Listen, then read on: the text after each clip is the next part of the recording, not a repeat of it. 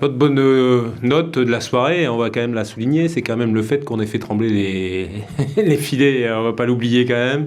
On se faisait assez chambrer. Et bon, on a le record européen. Bon, celui-là, il est pour nous. Mais bon, on est content quand même d'avoir réussi à faire trembler les filets, même si c'est un défenseur. Mais malgré tout, ça fait du bien. Ça donne voilà, un peu de baume au cœur. Et ça contribue à adoucir un peu les sentiments de cette soirée. Tu avais pris des risques en 4 joueurs à vocation offensive. Oui. C'était calculé pour... Bien sûr, oui, calculé parce qu'on a domicile et puis parce qu'on a besoin de points et puis parce que je sentais que voilà, je sentais qu'il fallait sans doute adapter notre jeu en posant des problèmes à cette équipe du LOSC, que c'était pas loin, mais malheureusement je perds aussi, ça fait partie des coups durs de la soirée. À la mi-temps, je perds déjà un joueur et puis on fait un essai avec Bukandjika, mais essai pas satisfaisant, donc à la 55e, il me reste plus qu'un changement à pouvoir effectuer. Et je ne vous cache pas que ça aurait été bien d'avoir la possibilité en fin de match de relancer un petit peu, notamment sur les joueurs offensifs, mais c'était plus possible.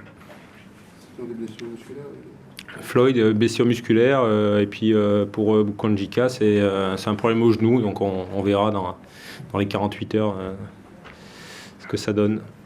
Voilà. Et bien, quelque part, tu aurais signé avant le match, pour un match nul, où tu te disais qu'il y avait moyen quand même de secouer et de les gagner. Je suis d'un naturel ambitieux, donc j'avais plutôt envie, et c'est pour ça que j'avais plutôt mis une équipe plutôt à vocation offensive, parce que j'avais envie de leur poser des problèmes, et puis je pensais qu'on était, même s'il y a eu le couac d'Ajaccio, on est plutôt sur une bonne période, que ce soit à VA et puis Bordeaux il y a quelques temps ici.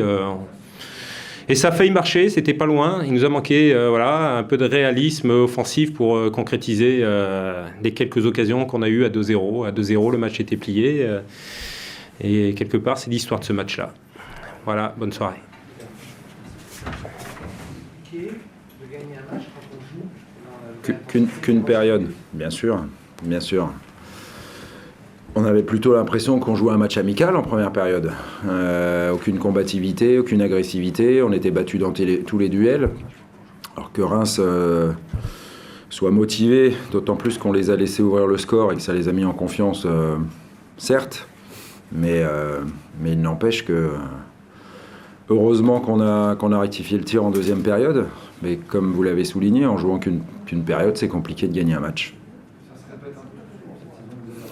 C'est surtout que quand on voit ce qu'on a fait à Sochaux et contre Toulouse, en termes d'investissement, d'agressivité dans les duels et dans la combativité, c'est assez inexplicable de voir cette première période, même si j'oublie pas quand même que pour certains, on a quand même joué 9 matchs en 27 jours ou en un mois d'affilée, c'était le 9e match et enfin le dernier de la série. Et que pour certains, il y avait aussi les jambes lourdes. Et peut-être que ce manque de tonicité, pour certains, s'explique comme cela. Mais même si on n'avait pas beaucoup de joueurs frais, il y en avait quelques-uns. Et puis j'ai décidé de sortir 2 joueurs à la mi-temps. Mais honnêtement, j'aurais pu choisir n'importe lequel des 10 qui avaient débuté, quoi. 4 frappes cadrées sur 14 tirs. Oui, bien sûr. Autant... Non, parce que contre Toulouse, on avait cadré 67% de nos frappes. Donc certes, c'est un record pour nous, et ça serait bien qu'on s'en approche à l'avenir, parce qu'aujourd'hui, oui, on a trop peu cadré, voilà, bien sûr, alors qu'on a eu de bonnes situations, notamment en deuxième période, où on s'est décidé à jouer et à être beaucoup plus présents ensemble sur le plan défensif.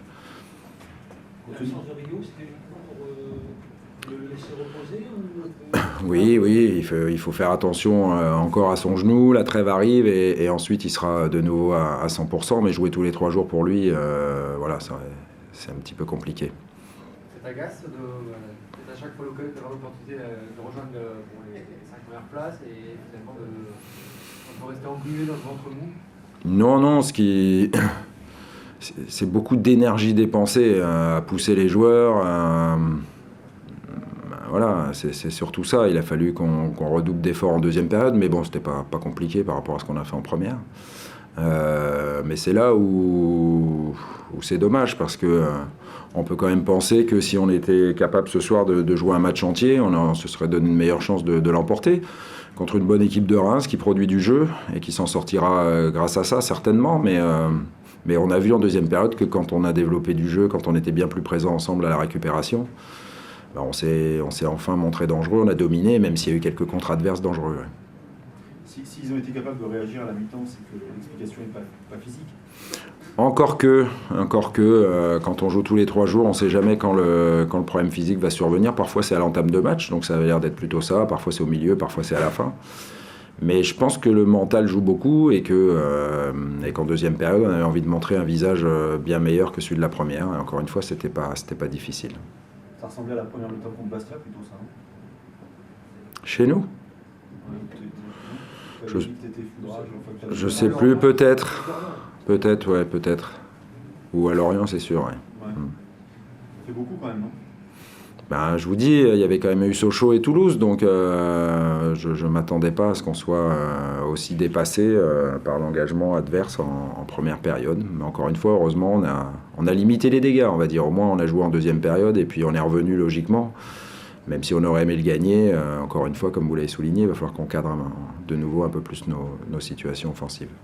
L'écart se creuse avec les 3 premiers notamment. Est-ce que tu n'as pas peur que ça porte sur le moral et la motivation du groupe? Non, je pense pas. Par contre, c'est vrai qu'on sait que c'est à force de séries de victoires consécutives qu'on reviendra. Et comme on avait vraiment bien joué contre Toulouse et qu'on l'avait emporté, on avait très envie d'ajouter une deuxième victoire consécutive pour pouvoir, contre Montpellier, si possible, rejoindre le wagon de tête. Et ce soir, même si c'est un point à l'extérieur, que c'est jamais un mauvais résultat, ouais, si on gagne pas, on n'avance pas, tout simplement.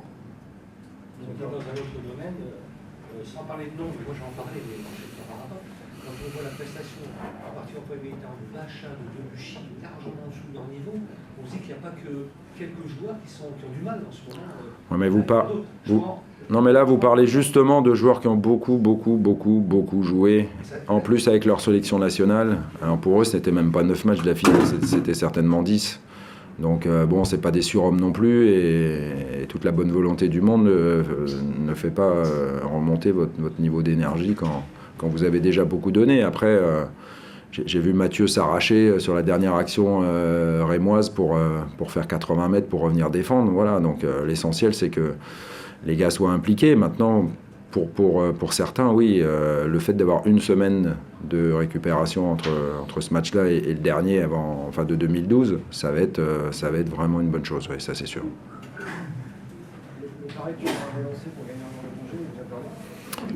Non, mais à mon avis, il se complique. J'ai pas encore vu ni les résultats ni le classement, mais à mon avis, il se complique. Ouais.